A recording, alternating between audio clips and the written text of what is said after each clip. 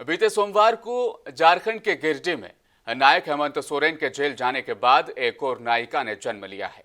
हम बात कर रहे हैं हेमंत सोरेन की धर्मपत्नी कल्पना मुर्मू सोरेन की, जिन्होंने अब एक बार सियासत में इस तरह से कदम रखा है कि झारखंड की सियासत में अब एक नया इतिहास बनने वाला है। आपको दिखाते हैं तफसील से आखिर क्या कुछ अब झारखंड की सियासत में होने वाला है। मैं रहीम अहमद खान लेता हूं आपसे इजाजत। देखते रहिए मुंसिफ टीवी न्यूज।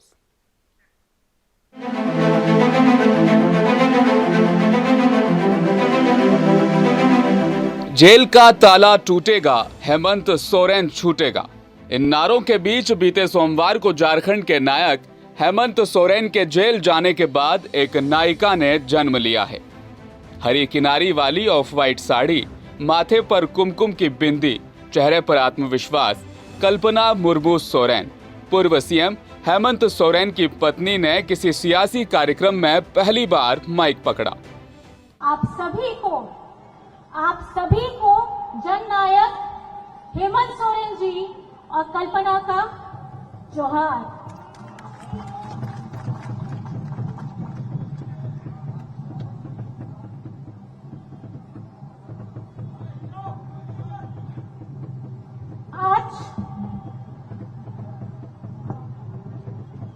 आज का दिन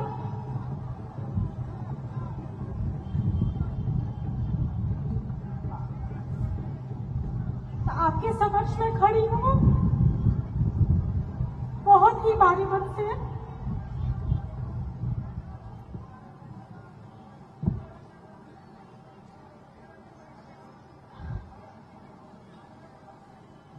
एक पिता के रूप में मेरे ससुर जी आज उनके आंसू के साथ मेरी सासू मां जो बहुत ही बीमार वृद्ध हो चुकी है, वो भी बहुत आहत और परेशान है। मैंने सोचा था कि मैं अपने आंसू को रोक लूंगी, लेकिन आप लोगों का रास्ते भर से प्यार देखकर, आपका स्नेह देखकर आज मुझे वही ताकत मिल रही है।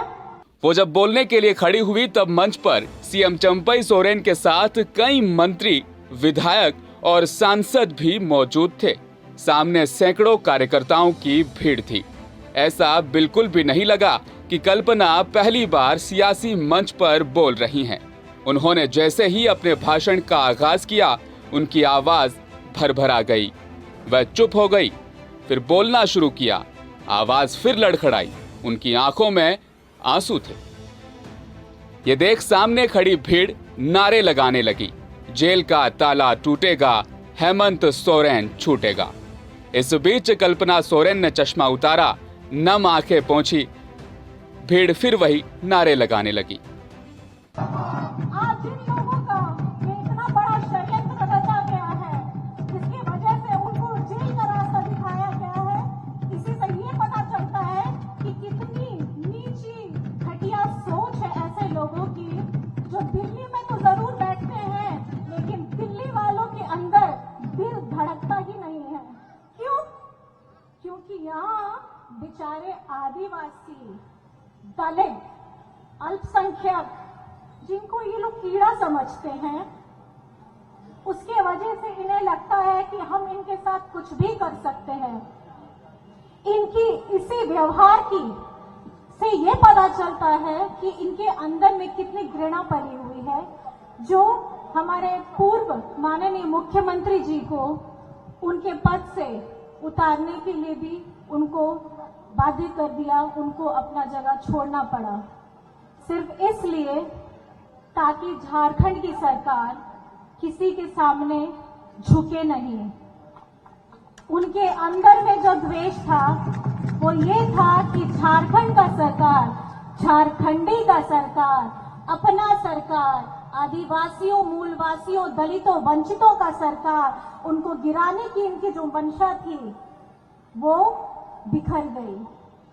लेकिन हमारे जितने भी विधायकगण हैं यहाँ और जितने हमारे कार्यकर्ता सामने खड़े हैं, इनके मनोबल से ये प्रतीत होता है कि हमने उनको परास्त तो कर दिया, लेकिन आने वाले समय के लिए आप सभी को मिलकर अपने उस आशीर्वाद को वोट के द्वारा ये दिलाना है कि झारखंड कभी झुकेगा नहीं, झारखंडी कभी झुकेगा नहीं। कल्पना सोरेन बोली, मैंने सोचा था कि मैं अपने आंसुओं को रोक लूंगी, लेकिन आप लोगों के प्यार को देखकर मुझे वो ताकत मिल रही है जो मैंने सपने में भी कभी नहीं सोची थी। कल्पना सोरेन ने कहा, हेमंत सोरेन जी का अपराध क्या है? क्या है हेमंत सोरेन जी का अपराध? क्या झारखंड के 1,36,000 करोड़ रुपए केंद्र सरकार से मांगना अपराध है? पूरे 15 मिनट के भाषण के दौरान कल्पना सोरेन ने सरना धर्म कोड, ओबीसी रिजर्वेशन समेत कई प्रस्तावों का जिक्र किया जो हेमंत सोरेन के मुख्यमंत्री रहते हुए उनके कार्यकाल में पारित कराए गए थे। अब सियासतदानों का ऐसा मानना है गिरिडीह की सभा कल्पना सोरेन का लॉन्चिंग पैड साबित होगी।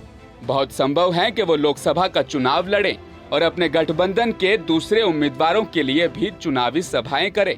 ऐसे में उनके आंसू बीजेपी के लिए नुकसानदायक साबित हो सकते हैं। ब्यूरो रिपोर्ट, मुंसिफ टीवी।